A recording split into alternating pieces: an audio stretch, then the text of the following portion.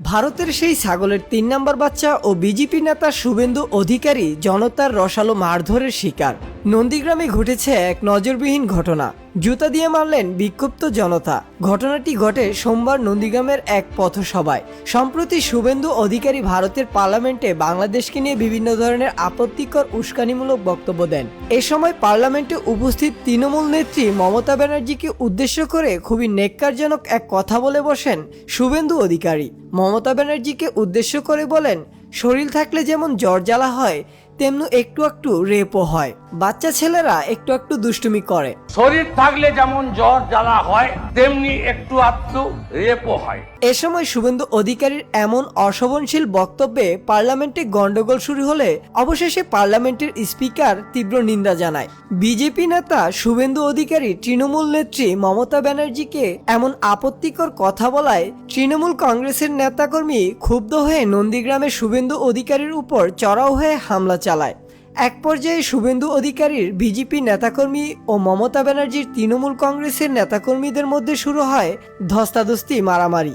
বিক্ষুব্ধ জনতার রসারলে পড়ে এক পর্যায়ে পরিস্থিতি এতটাই ভয়াবহ হয়ে ওঠেন, শুভেন্দু অধিকারী দৌড়ে নন্দীগ্রামের থানায় আশ্রয় নেয়।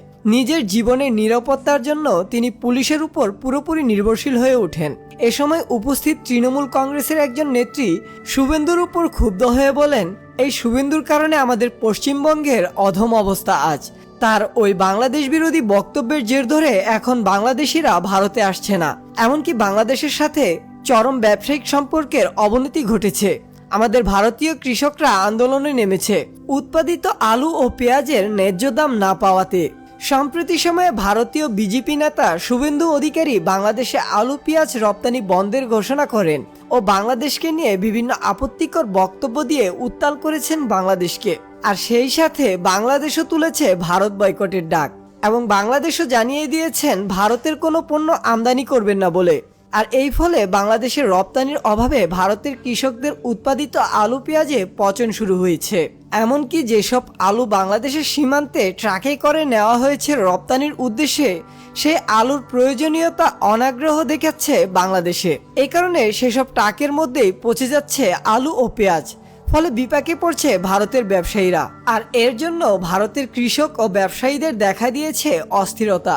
ভারতের কৃষকরা শুভেন্দু অধিকারীর উপর তীব্র ক্ষোভ প্রকাশ করেছেন এবং পদত্যাগের দাবি জানিয়েছেন। তারা আরও বলেছেন, এছাড়াও এই শুভেন্দু নেত্রী মমতা ব্যানার্জিকেও অপমান করেছেন। সে তো আর এত সহজে ছাড় পাবে না। শুভেন্দু অধিকারী তার কর্মের স্বাদ পাচ্ছেন, আরও পাবে যদি সে দেশে দাঙ্গা বন্ধ না করে। শুভেন্দুর পাগলামি আর নয়, এবার পাগলামি করলে পশ্চিমবঙ্গের জনতা আর ছাড় দিবে না, এমনটাই বললেন তৃণমূল কংগ্রেসের এক নেত্রী।